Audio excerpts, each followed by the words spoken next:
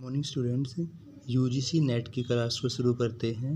आपका first question है कि भारत की दुर्दशा के अंदर जो मुख्य पात्र हैं वे और इसका भारत की दुर्दशा का अन्य नाम क्या था। तो भारत की दुर्दशा को अन्य हम लास्य रूपक के रूप में भी जाना जाता था, यानी कि भारत की दुर्दशा का दूसरा नाम था लास्य। क्या नाम था? लास्य था। और यह नाम इनको भारतेंदु हरिश्चंद्र जी के द्वारा दिया गया था। दो क्वेश्चन तैयार हो गए आपके कि भारत की दुर्दशा में दूसरा नाम क्या है? लास्य रूपक है। और यह नाम किसके द्वारा दिया गया था?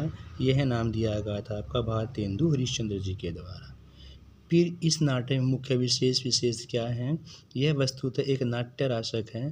भारत दुर्दशा का गद्य तो खड़ी बोली में भी लिखा गया था, यानी कि जो नाटक है वह एक नाटक के रूप में प्रस्तुत किया गया, तो इसलिए क्या है? ये नाटक राशक है। और भारत की दुर्दशा का जो है वो गद्य खड़ी बोली में इसका वर्णन किया गया था। खड़ी बोली को अन्य कोरी बोली के नाम से भी, अब क्वेश्चन ये आता है कि भी खड़ी बोली को अन्य किस बोली के नाम से जाना जाता है? तो खड़ी बोली को कोरवी बोली के नाम से भी जाना जाता है।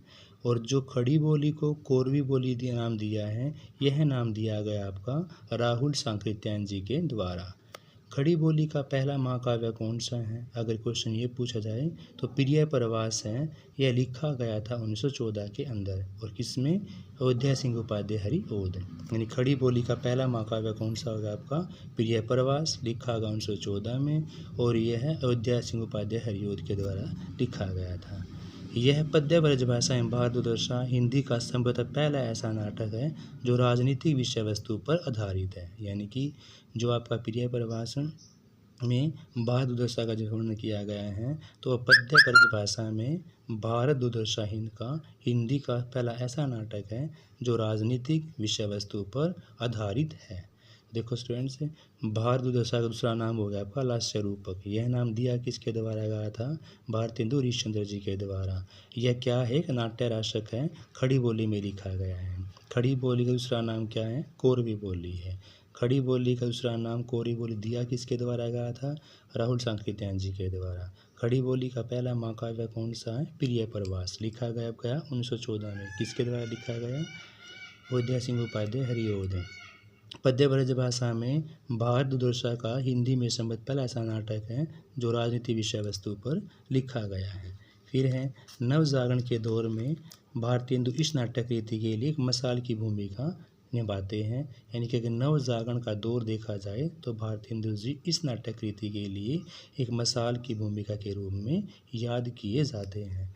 भारतेंदु नाट्य में भारत का धन विदेशों में जाने पर भी लिखा गया है कि भारत की दुर्दशा में भारतेंदु नाटक में ने अपने नाटक के में जो भारत का धन था विदेशों में, यानी कि इंग्लैंड में जाने पर उस दशा का वर्णन बीच में किया गया है। जैसे पंक्ति लिखी गई है, अंग्रेज राज सुख साजे सजे सब भारी और पेधन विदेश चली जात इहे अति वारी। तो इस प्रकार की पंक्तियों के द्वारा भारतेंदु जी ने जो भारत का धन विदेश में गया है उन पर करारा व्यंग्य किया गया है स्टूडेंट्स।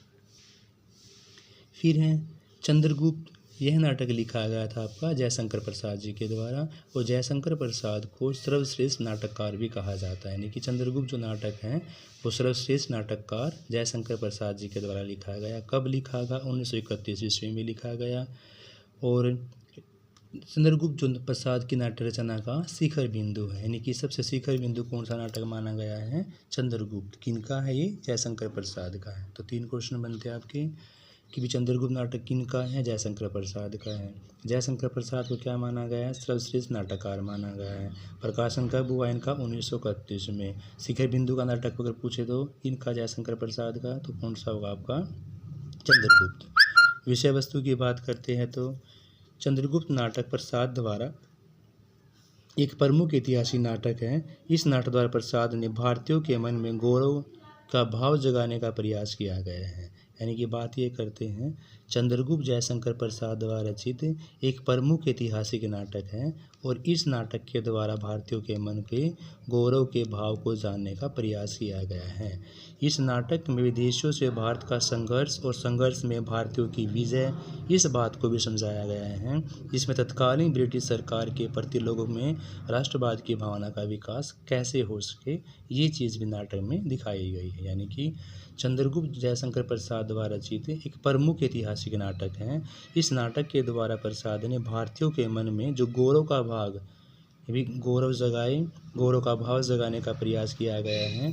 इस नाटक में विदेशियों में भारत का संघर्ष और संघर्ष के द्वारा भारतीयों की विजय को भी समझाया गया है। तत्कालीन ब्रिटिश सरकार के प्रति लोगों में राष्ट्रवाद की भावना का विकास किया जा सके। चंद्रगुप्त का जो कथानक इतिहास वो 3 घटनाओं पर आधारित है। एक, सिकंदर पर भारत का आक्रमण। दूसरा, नंदकुल का उत्माद और सैल्यूकस पर राज्य पर चंद्रगुप्त के राजा द्वारा घटना पर आधारित है। यानी कि पहली बात करते हैं हम तो सिकंदर पर भारत का आक्रमण, दूसरा नंद कुल का उन्मादन और सैल्यूकस की पराजय तथा चंद्रगुप्त के राजा बनने की घटना पर भी आधारित किया गया है। नेक्स्ट आपका नाटक स्कंदगुप्त। स्कंदगुप्त नाटक लिखा गया था जयशंकर प्रसाद जी के द्वारा। स्टूडेंट्स, स्कंदगुप्त क्या लिखा गया था? जयशंकर प्रसाद जी के द्वारा। इसका प्रकाशन वर्ष 1928 ईस्वी माना गया है। यह 5 अंकों में विभक्त है स्टूडेंट्स। यानी कि 3 बातें हैं कि स्कंदगुप्त नाटक किनके द्वारा लिखा गया था? तो स्कंदगुप्त लिखा गया था आपका जयशंकर प्रसाद जी के द्वारा। कब लिखा गया? 1928 में। कितने अंकों में विभक्त है? 5 अंकों में। प्रसाद ने अपने नाटक स्कंदगुप्त में भारत और यूरोप दोनों की नाट्य कलाओं का प्रयोग किया गया है। यानी कि प्रसाद जी ने स्कंदगुप्त नाटक के अंदर भारत और यूरोप दोनों की जो नाट्य कलाएँ थी उन दोनों का मिलाकर इसमें प्रयोग किया गया है। गुप्त वंशीय सम्राट स्कंदगुप्त के जीवन को आधार बनाकर इस नाटक के माध्यम से तत्कालीन परिदृश्य से औपनिवेशिकता में संघर्ष और राष्ट्र के एकीकरण के लिए उनको प्रेरित भी किया गया है। अंक की बात करते तो इसके अंदर 5 है। दृश्य की बात करते इसमें 33 हैं।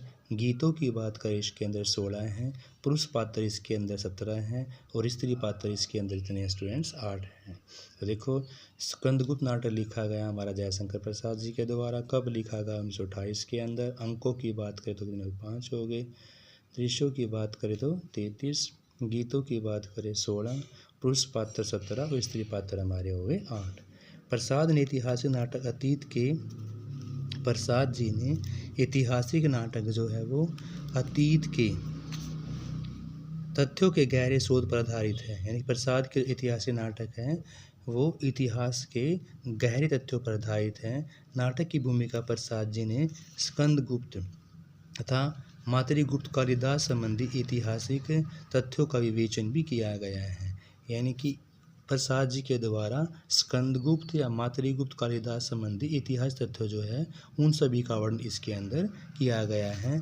जो गुप्त के राजवंश थे उनकी वंशावली यहाँ पर प्रस्तुत की गई है कि गुप्त काल में वंशावली किस प्रकार से चली, कौन कौन से राजा ने यहाँ पर राज्य किया।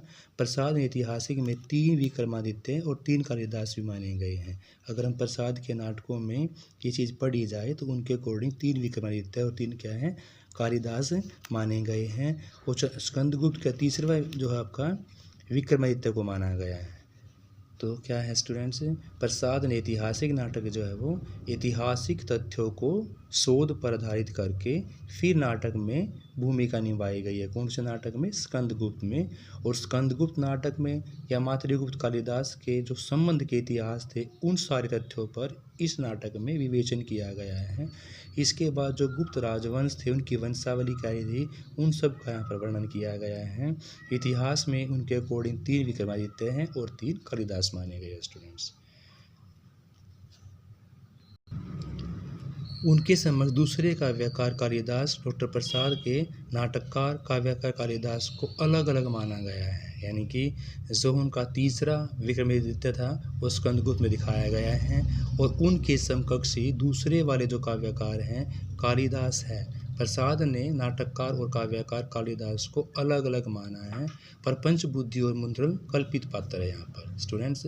स्कंदगुप्त में प्रपंच बुद्धि और मुद्रल कल्पित पात्र माने गए हैं। Thank you students. बाकी क्वेश्चन हम ध्रुव स्वामी नाटक जो आपका कल नेक्स्ट वीडियो के अंदर करेंगे।